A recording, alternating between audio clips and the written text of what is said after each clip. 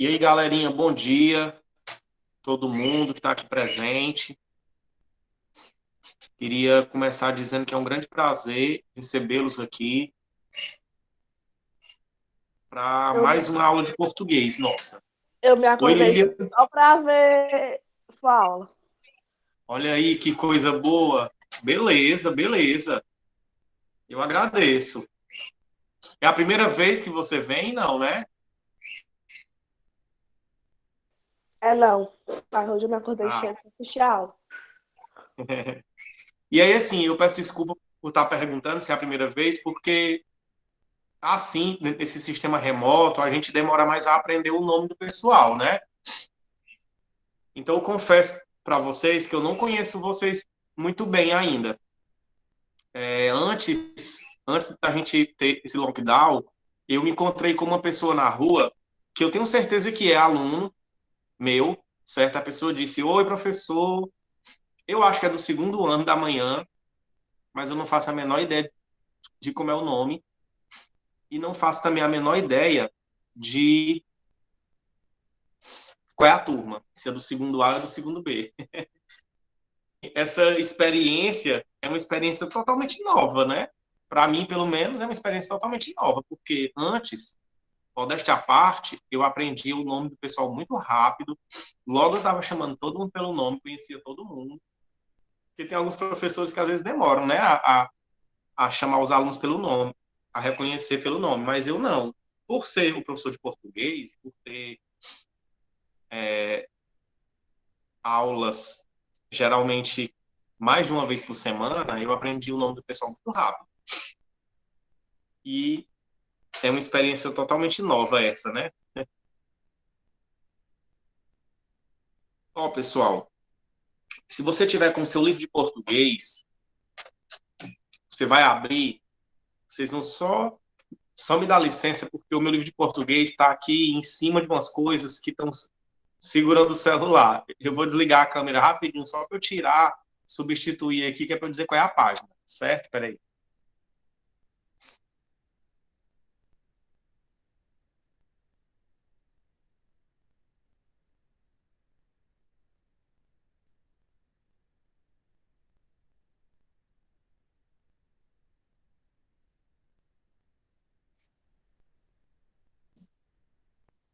Pronto, já estou aqui de volta.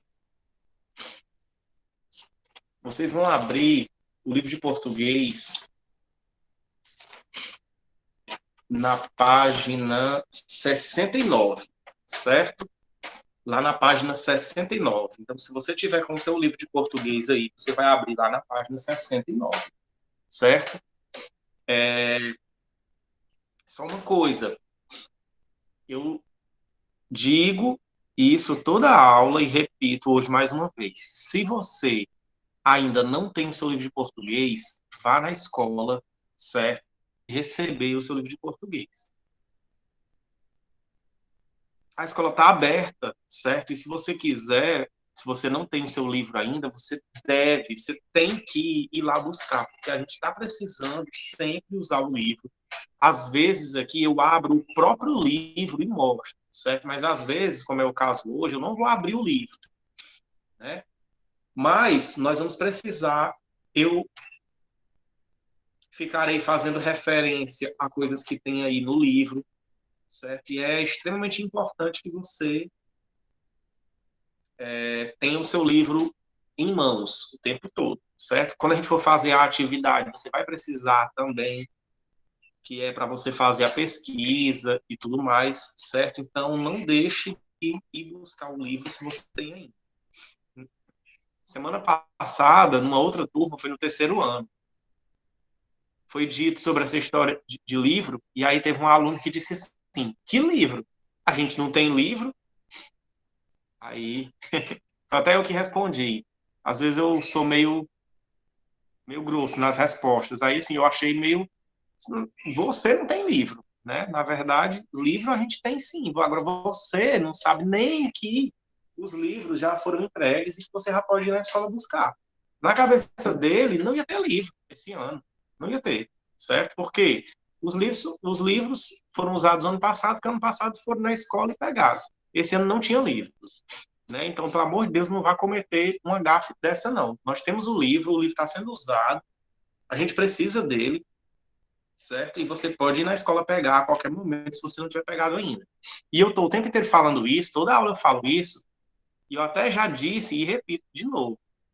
Talvez todo mundo aqui que está aqui já pegou o livro, mas mesmo assim eu insisto em dizer, porque pode ter alguém novo que não tenha pegado ainda, certo? Outra coisa também que eu sempre repito, tem aí a minha tela em que eu estou falando e tem uma tela que está aparecendo o slide que eu estou apresentando. Você vai fixar essa tela que está o slide com a sua tela maior aí, certo? Vamos lá.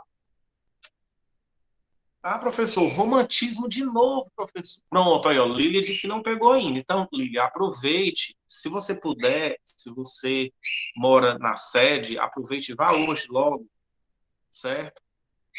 Que aí você pode pegar. Não, se bem que não, pessoal. Eu acho que com o lockdown, eu acho que não está funcionando a escola, né? Agora que eu me lembrei. Mesmo que flexibilizou um pouco, mas a escola não está funcionando essa semana passada e essa semana. Eu ia falando uma besteira aqui, mandando vocês ir na escola. A escola não está funcionando essa semana, certo? Só quando flexibilizar um pouco mais é que vai funcionar. Então, Lídia, por enquanto, você fica acompanhando aí a explicação, os slides, certo? E sim o livro mesmo. Quando flexibilizar um pouco mais, aí você vai na escola e pega o livro. Professor de Deus, romantismo, ainda não terminou. Nós temos coisa de romantismo ainda para ver. Temos, gente, temos muita coisa ainda de romantismo para ver. Nós não terminamos nem a poesia romântica, certo? Mas hoje a gente encerra o que a gente tem a falar sobre a poesia romântica, certo?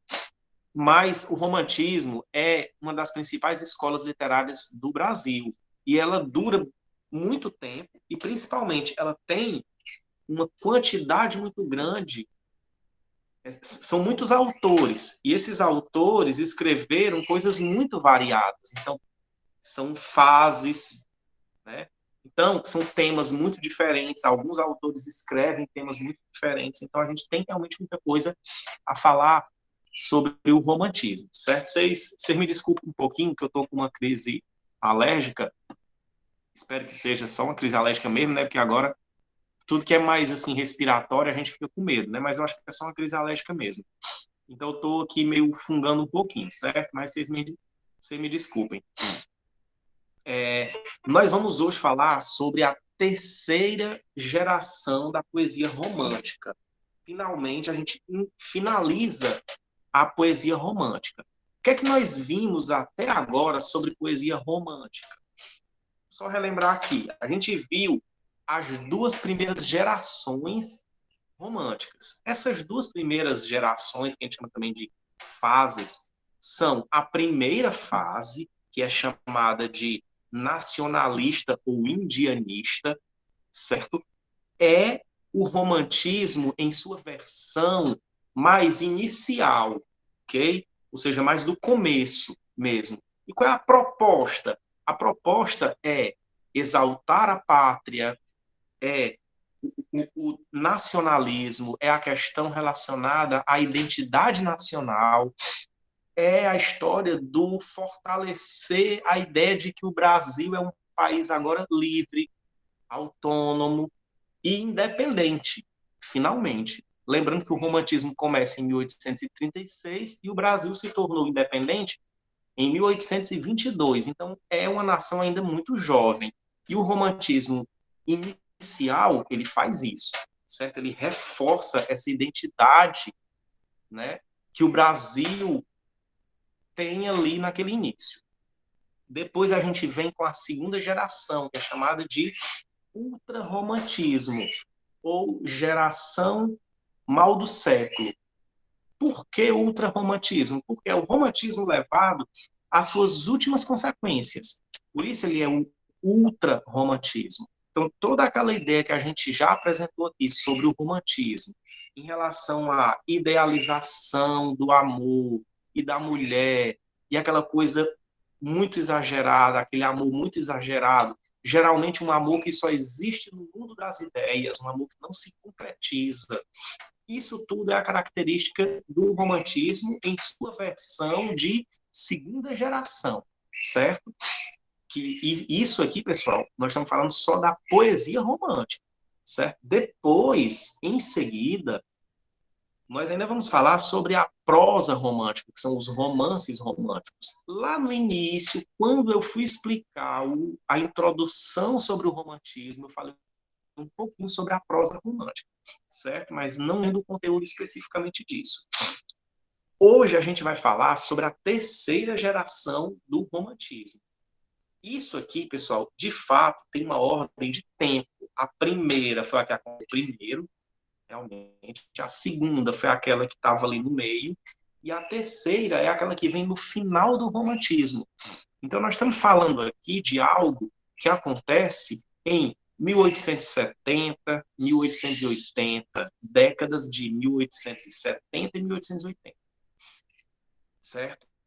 Porque já é ali o final do romantismo. Até 1860 tem alguns autores anos 1860, certo? Mas é basicamente década de 1870. Por quê? Em 1881 acaba o romantismo. Lembrando, pessoal, que essas datas que a gente coloca assim, o romantismo começou em 1836, o romantismo acabou em 1881. É lógico que isso não é uma coisa assim que alguém vai lá e decreta o começo do romantismo, alguém vai lá e decreta o fim do romantismo. Não funciona assim. Lógico que isso é um processo. Quando a gente diz assim, acabou o romantismo, é lógico que ainda tem alguns autores que continuam ali escrevendo numa estética que é romântica, certo? Assim como também antes do romantismo, a gente tinha alguns autores que a gente poderia dizer que eles já escreviam numa estética romântica. Porém, quando a gente coloca essas datas, a gente diz o seguinte: são datas que geralmente estão associadas a livros. Então, por exemplo, 1881. Por que a gente diz que o romantismo acabou em 1881? Por quê? Foram lançados dois livros, e esses livros são livros muito importantes, e eles não são mais livros românticos, eles são da escola literária que vem depois, que é o realismo e o naturalismo, né? Aí por isso que a gente diz assim, acabou o romantismo. Por quê? Porque agora a maioria dos autores vai escrever dentro de outra estética, que é a estética realista e naturalista, certo? Mas é claro que ainda existe, que mesmo depois, ainda existiam autores que escreviam ali mais ou menos como o romantismo. Mas essa terceira geração ela já vem mostrar que o romantismo está acabando, certo? Que de fato a gente está vendo um declínio das ideias românticas, certo? Então, a terceira geração romântica ela já traz um pequeno rompimento com alguns aspectos românticos que a gente via antes, certo? Gente, se vocês tiverem alguma dúvida, quiserem me interromper, vocês podem me interromper a qualquer momento, certo? Fiquem à vontade. Então, a gente já está sabendo aqui que isso é o final do romantismo, né? O final já são os últimos suspiros, vamos dizer assim, românticos, certo? Nós vamos começar fazendo um contexto histórico, certo? Isso aqui, algumas informações aqui estão lá na página 69, certo? Então, se você está com o seu livro aberto aí, você pode acompanhar que tem algumas coisas aqui. Isso aqui é um resumo do que a gente tem lá na página 69. Isso não quer dizer que você não precise mais ler a página 69. É interessante que você lê esse capítulo aqui, certo? Que vai da página 69, a explicação está na página 69 e página 70, certo? A explicação está nessas duas páginas. Porém, tem sempre que a gente tem um capítulo de literatura, na última página, depois que tem os textos e as atividades, sempre tem um quadro amarelo chamado arquivo. Esse quadro chamado arquivo, ele traz um resumo das ideias que foram estudadas naquele capítulo, certo? É sempre de extrema importância que você pegue esse quadro aí e dê uma lida, dê uma estudadazinha, certo? Por exemplo, agora tudo que a gente faz é pesquisado, né? Atividade pesquisada, prova pesquisada, pesquisado. Então, quando você vai fazer, por exemplo, sua prova, vai cair esse conteúdo aqui, então o que, é que você vai fazer? Você vai pegar e vai dar uma olhada lá no quadro arquivo está na última página daquele capítulo sobre aquela escola literária, sobre aquele autor, sobre aquela fase, como é o caso aqui, né? É a terceira geração romântica. Então, qualquer coisa que você quiser saber sobre a terceira geração da poesia romântica, a primeira coisa que você vai fazer é: vou abrir o quadro arquivo lá da página 79. Não entrei aqui no arquivo da página 79, aí eu posso ver o capítulo como um todo. Por quê? Porque você vai primeiro para o que é mais resumido, porque pode ser que você encontre a informação que você quer ali. Certo? Então, esse quadro amarelo aí, eu acho que tem situações que o quadro é amarelo, tem outras situações que o quadro é de outra cor, mas, enfim, eu acho que é, deixa eu só ver aqui, pronto, tem algumas situações que ele é azul também. Nesse capítulo aqui, ele é um quadro amarelo, certo? Então, você vai sempre recorrer a esse quadrozinho aí. Mas, voltando para o que a gente está falando, um contexto histórico, que período é esse aqui? Eu já situei mais ou menos aqui, né? Mas eu quero fazer esse contexto histórico. No Brasil, na segunda metade do século XIX, sempre atente para isso. O século XIX são os anos de 1800, certo? A gente às vezes pensa assim, século XIX é anos 1900, que é 19, 19, é 1900, não é isso. Certo? Século XIX são os anos de 1800, é sempre como se fosse um a menos, né? Então, o século XIX, na segunda metade do século XIX, anos de 1850 em diante, começam a surgir uma série de transformações no Brasil. E essas transformações elas vão impactar diretamente na literatura que se faz. Então, é por isso que o romantismo ele vai entrando em declínio, ele vai meio que acabando nesse período aqui. Por quê? O romantismo inicial, ele tinha a história do nacionalismo, da exaltação da pátria. Nós já falamos aqui em outras aulas anteriores que o romantismo não tratou praticamente do problema da escravidão. Quando é que o romantismo vai tratar do problema da escravidão? Agora, na última geração. Tem um poeta que vai se destacar exatamente porque tratou desse problema da escravidão. E por que que isso acontecia? Porque o Brasil ele foi sustentado economicamente pela escravidão durante alguns séculos, certo? E a nossa elite, ela não retratava isso, não falava disso, não encarava isso como um problema. Era simplesmente uma condição, era simplesmente algo que era desse jeito mesmo. Porém, aqui, em 1850 em diante, começam a surgir alguns movimentos, certo? Que pregam o fim da escravidão. Não é daqui que começam a surgir, mas eles se intensificam nesse período aqui, certo? O que é que diz aqui? Diz assim, ó, na segunda metade do século XIX tinha ocorrido a extinção do tráfico negreiro. Em 1850 é publicada uma lei chamada Lei Eusébio de Queiroz, e essa lei proibia a chegada de escravos da África para o Brasil. Então, ela foi um indicativo de que a escravidão estava acabando, certo? Olha só,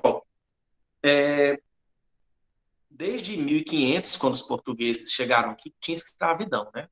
Então, nós estamos aqui já 300 anos depois disso. Ou seja, por isso que eu digo que a escravidão durou séculos. E quando a gente pensa hoje, a gente diz assim, a escravidão durou séculos. Parece uma coisa assim, a gente fala da boca para fora, mas, gente, são mais de 300 anos. Você tem ideia do que é isso? Você tem ideia de 300, mais de 300 anos de história de escravidão? Então, quando a gente hoje vê que ainda existe muito racismo e tudo mais, não é por acaso. Não é por acaso. Nós vivemos no país que foi um dos últimos países do mundo a abolir a escravidão. Nós vivemos num país que teve mais de 300 anos de escravidão. Né? Só para você ter uma ideia que a escravidão ela foi abolida em 1888. Na nossa história do Brasil, a gente teve mais tempo com escravidão do que sem escravidão. Mais tempo, certo? Então, as marcas disso ainda estão presentes até hoje. Fala muito sobre isso hoje. Embora seja uma coisa sobre o passado, Mas isso que é sobre o passado está impactando a nossa realidade hoje. Não é uma coisa que ficou no passado, acabou a escravidão, que coisa boa, graças a Deus acabou a escravidão. Agora todos os problemas foram resolvidos. Nós estamos aqui hoje, séculos depois também, né? Ou seja, nós estamos aqui mais de 100 anos depois, certo? Cerca de 130 e poucos anos depois, e a gente ainda vê resultados dessa escravidão na nossa sociedade.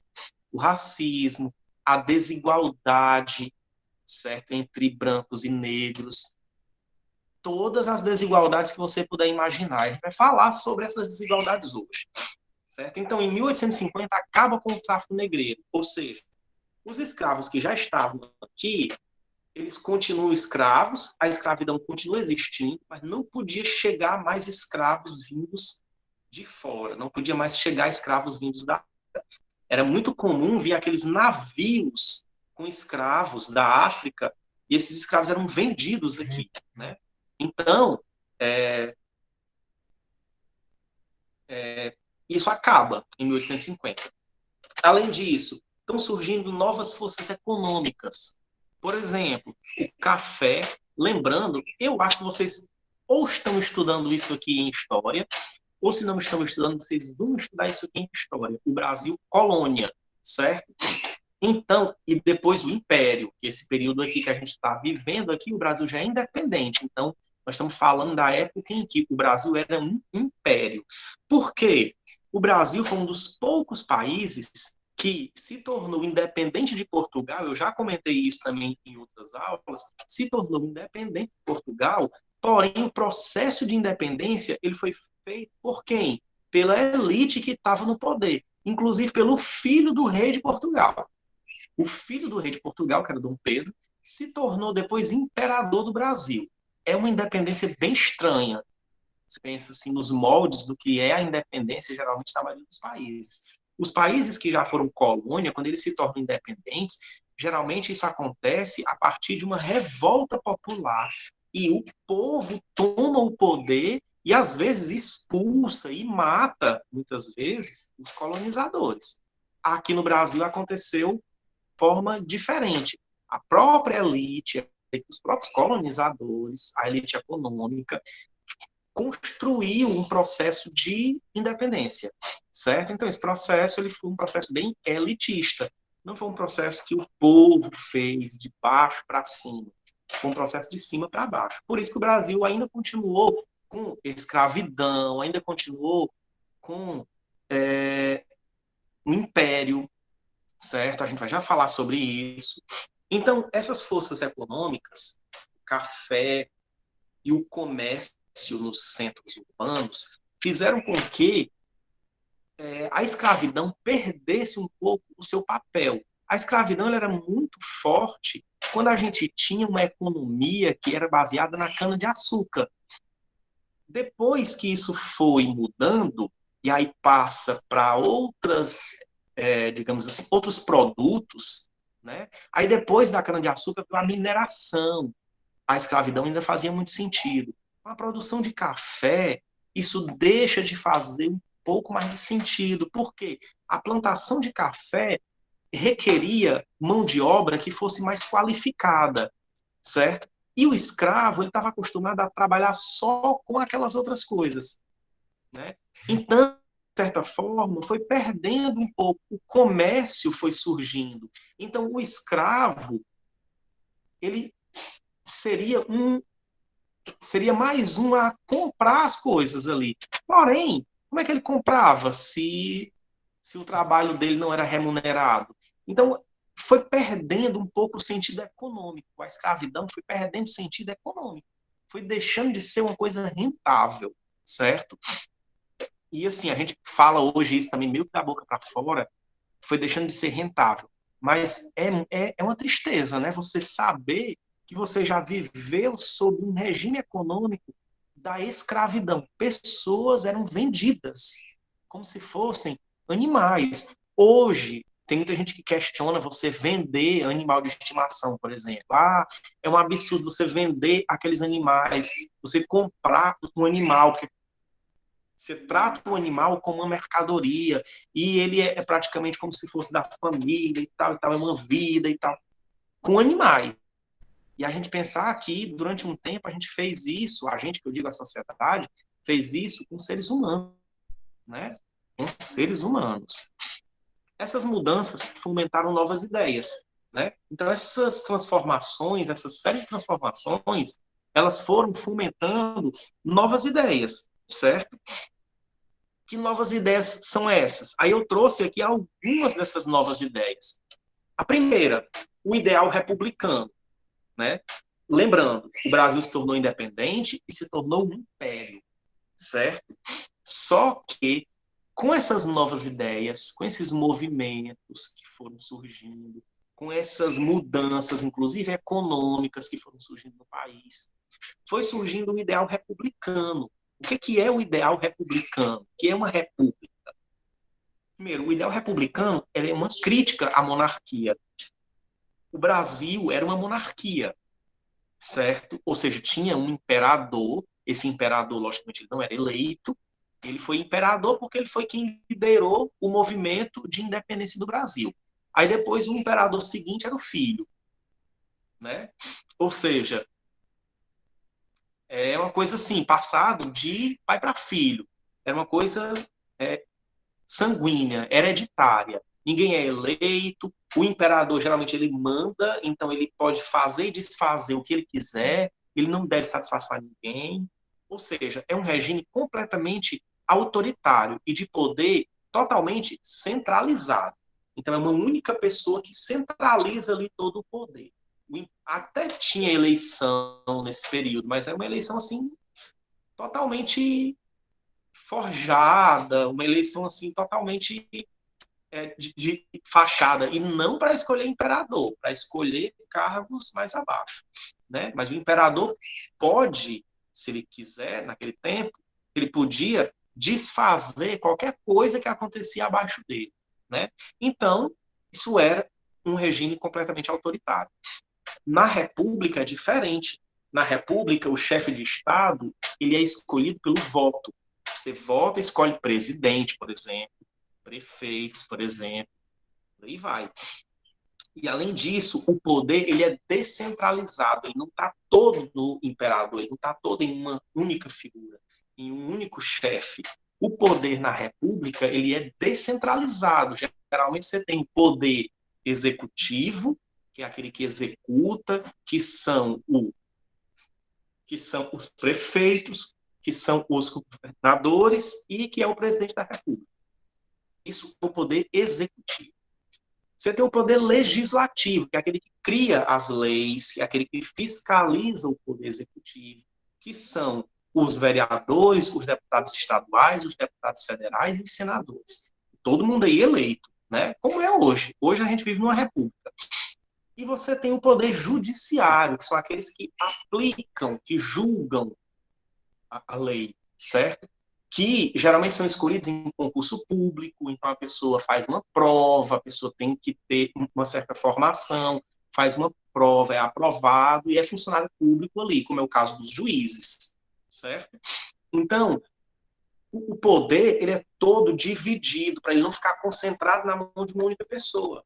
Então, nesse período aqui, começa a surgir esse ideal republicano, que depois vai se consolidar realmente e o Brasil vai proclamar a República em 1889. Em 1889, deixa de ser um império e passa a ser uma república. Uma república, vocês vão estudar isso no terceiro ano, certo? Uma república muito mal feita inicialmente, sim. Uma república também que é feita através de um golpe, sim. Uma república também que é a elite que constrói aquela república, sim. Mas é uma república, certo? Que vai depois sendo aprimorada. E hoje a gente é uma república muito bem estabelecida, certo? E outro ideal também é o abolicionismo, que também vai surgindo nesse período aqui, depois dos anos 1850. O que é o abolicionismo? São movimentos de intelectuais, movimentos de negros, em prol da abolição da escravidão, propondo a abolição da escravidão.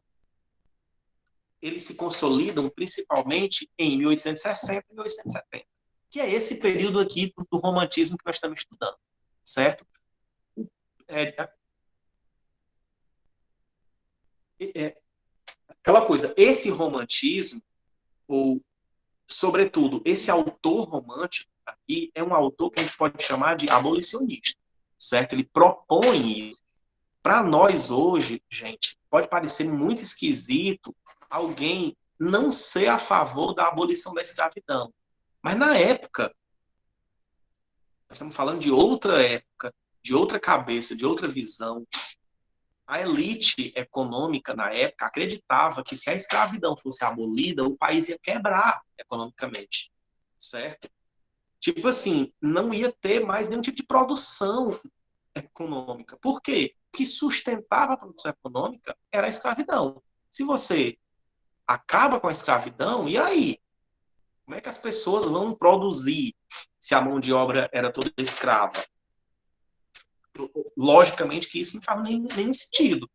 Né? Inclusive, na época, alguns países que eram muito fortes economicamente começaram a pressionar o Brasil para que o Brasil abolisse a escravidão, como foi o caso da Inglaterra.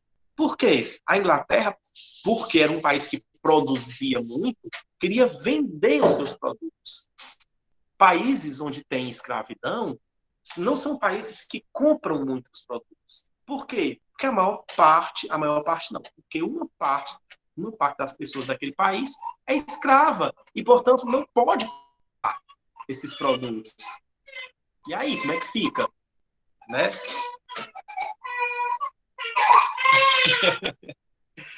Não é nada não, viu, pessoal? É só uma menina chorando, viu? Seguindo aqui. E aí, quais são as características literárias? A gente está falando aqui um pouco do contexto histórico, mas vamos falar um pouquinho das características literárias. Né? Os poetas, nós estamos falando da poesia, né? Então aqui a gente está falando só dos poetas. Os poetas que fizeram parte dessa geração romântica, eles são muito influenciados por um escritor francês chamado Victor Hugo, certo? Eu não sei se vocês conhecem, se vocês já ouviram falar de um filme, que é um livro também, chamado Os Miseráveis, certo? É um filme muito bacana. Tem alguns filmes, na verdade, é uma adaptação, né?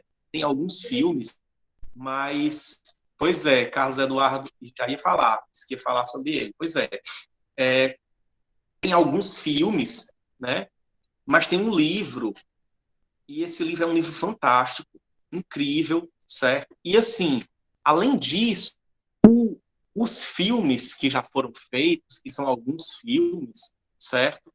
Eles também são filmes muito bons. E o último filme que foi feito, que é um filme de 2016, 17, por aí, é um filme fantástico. Geralmente são filmes bem longos, esses filmes Os Miseráveis, porque o livro é um livro bem longo, certo?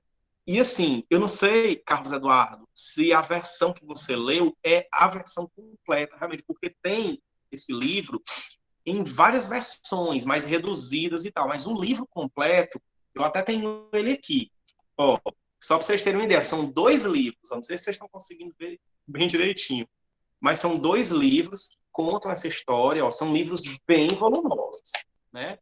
Esse aqui é o 2 e esse aqui é o 1, que está até marcado aqui, porque eu comecei a ler um tempo atrás, mas infelizmente eu não tive mais tempo e não consegui ler todo. Os dois juntos, gente, são enormes, enormes. Né? Só para você ter uma ideia que o livro 1, ele tem 1.118 páginas e o livro 2, deixa eu ver aqui, tem... Ah, pronto, aqui já tem a continuidade mesmo. Então, o livro inteiro, ele tem, deixa eu ver aqui, o livro inteiro tem 1.960 páginas. Então, é um livro imenso. Aí, por conta disso, as pessoas lançam versões mais reduzidas dele, certo? Que também são boas, porque você conhece a história. E assim, por que esse escritor francês ele influenciou os poetas dessa geração aqui? Porque esses poetas que já, lembrando, isso aqui já é o final do romantismo. Então, não é mais aquele romantismo do amor, das paixões, aquele romantismo nacionalista, de que o Brasil, a nossa pátria, não é mais isso, certo? Na verdade, já é uma fase em que a literatura está começando a fazer uma crítica social muito forte. Esse livro aqui, essa história aqui é uma história que tem uma crítica social muito pesada, muito forte. E aí, isso vai vir para a literatura brasileira, né? Esses poetas são poetas que vão tratar, que vão fazer também essa crítica social muito forte, né? E aí é por isso que essa geração é chamada também de geração hugoana, certo? Por quê? Por conta do Victor Hugo, que é muito influenciada, né, nas ideias desse escritor francês. E é chamada também de condoreira, geração condoreira. Por que condoreira? Porque tem a ver com condor. O condor é um pássaro que voa muito alto, né? Muito, muito alto. Se eu não estou enganado, acho que é o pássaro que voa mais alto, né? Então, ele é sinônimo de liberdade, porque ele voa onde nenhum pássaro voa, né? Então, é por isso que ele é sempre utilizado como símbolo de liberdade. E nós estamos falando de quê aqui? Do abolicionismo da escravidão, né? Essa geração aqui no Brasil vai se apegar exatamente à questão da abolição da escravidão como uma bandeira principal. Então, a poesia desse período aqui é uma poesia que vai trazer esse ideal libertário, certo? E o principal poeta é Castro Alves, né? Que é essa figurazinha que nós estamos vendo aí, Castro Alves. Castro Alves nasceu em 1840. Oh, lembre, o romantismo começa em 1836. Então, Castro Alves ele já nasceu quando o romantismo já estava em vigor. Mas, mesmo assim, ele é romântico. Por quê? É o romantismo lá no seu final já. Por isso que eu disse que o romantismo durou muito. E também Castro Alves morreu muito cedo.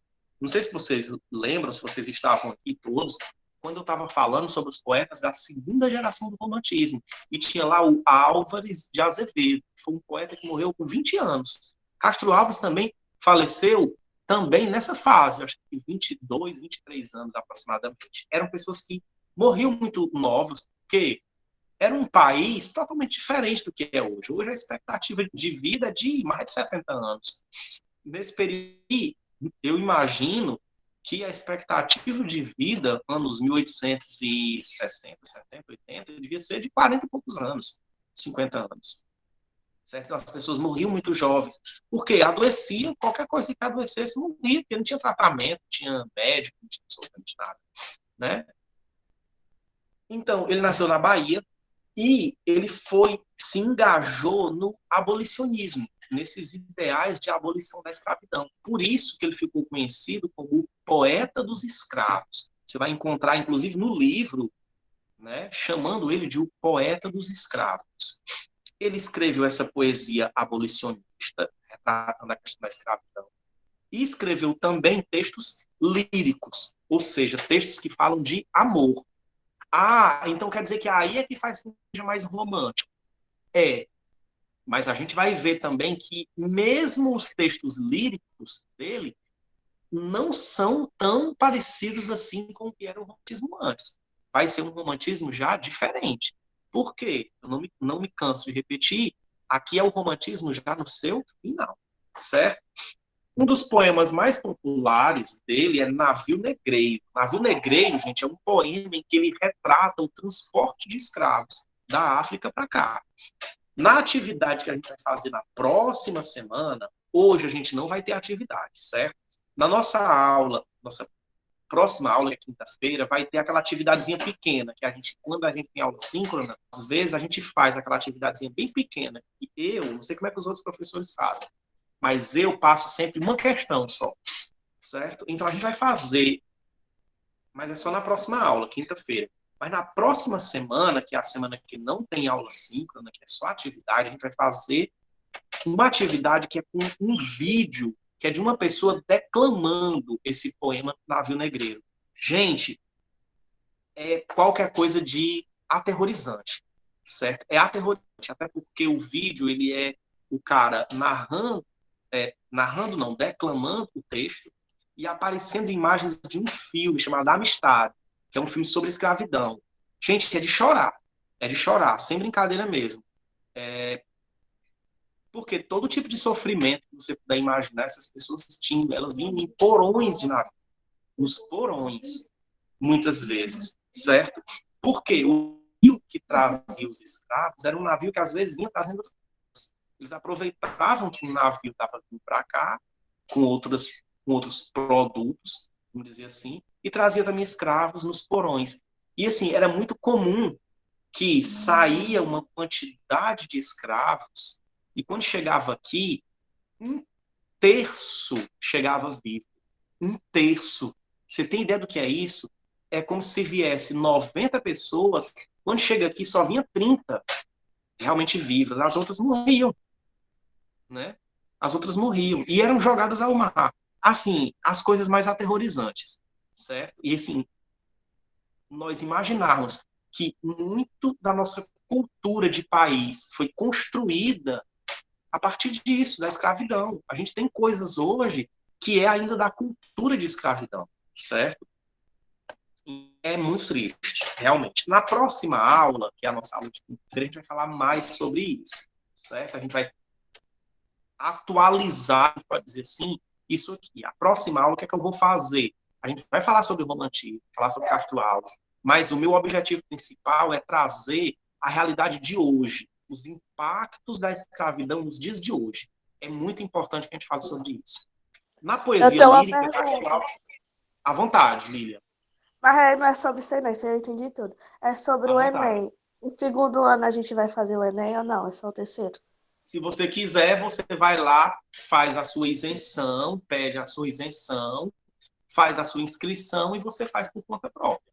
Não tem problema, você pode fazer. A escola não vai fazer tudo aquilo que faz com o terceiro ano, tipo, incentivar, fazer a inscrição, certo? Como a escola geralmente faz, a inscrição de todo mundo e tudo. Então, a escola não vai fazer todo esse movimento com o segundo ano. Mas se vocês do segundo ano disserem assim, eu quero fazer o Enem experiência, eu acho fantástico, eu dou todo apoio. Acho que vale muito a pena fazer realmente, porque você faz no segundo ano e você vê como é. Quando é no terceiro ano que você vai fazer, você já tem uma cabeça melhor, já sabe mais ou menos como é, certo? Então eu dou todo apoio que faça. Aí você, por conta própria mesmo, vai lá e você faz de isenção. Como é isso? Só para a gente finalizar, porque o tempo já está esgotando já. Esse período agora está aberto, o período de solicitação da isenção. Existe uma taxa para você fazer o Enem. Só que quem é aluno de escola pública não paga. Mas para não pagar, ele tem que solicitar antes, não pagar. Então, esse período agora é o período que está aberto, o período de isenção. Você vai lá e pede essa isenção, não paga a taxa. Aí depois vai ter o período de inscrição. Você vai lá, faz a sua inscrição. Aí quando você tiver inscrito, quando for no final do ano, ou no começo do ano seguinte, vai ter o Enem, você vai lá e faz o Enem, certo? Então, finalizando aqui, a poesia lírica de Castro Alves. A poesia de amor de Castro Alves é romântica, mas já traz novidades, como, por exemplo, é um amor muito mais de verdade, carnal, digamos assim, né? Então já tem sensualidade, já é um amor concretizado, coisa que no romantismo de antes não tinha. Os amores geralmente eram idealizados, aquela coisa que não acontecia na, certo? Gente, a gente tem que ficar por aqui. Foi meu corrido hoje, né? Tem que ficar por aqui. Teve uma hora que eu achei que eu estava falando ligeiro demais. Mas é o jeito. Eu vou colocar aqui no chat a frequência, como eu sempre faço, certo? E aí vocês que estão aqui respondam, não deixem de responder a frequência, viu, pessoal? Porque isso aqui vai virar ponto extra para você depois, certo? Então, tá aí, ó, a frequência. Um excelente dia. Curtam a semana aí com responsabilidade. A gente está em lockdown ainda, mais flexível, mas está ainda, certo? Se cuidem e até quinta-feira na nossa próxima aula de português. E até lá. Tchau para vocês. E um cheiro no olho. Não tem forró hoje, infelizmente, viu?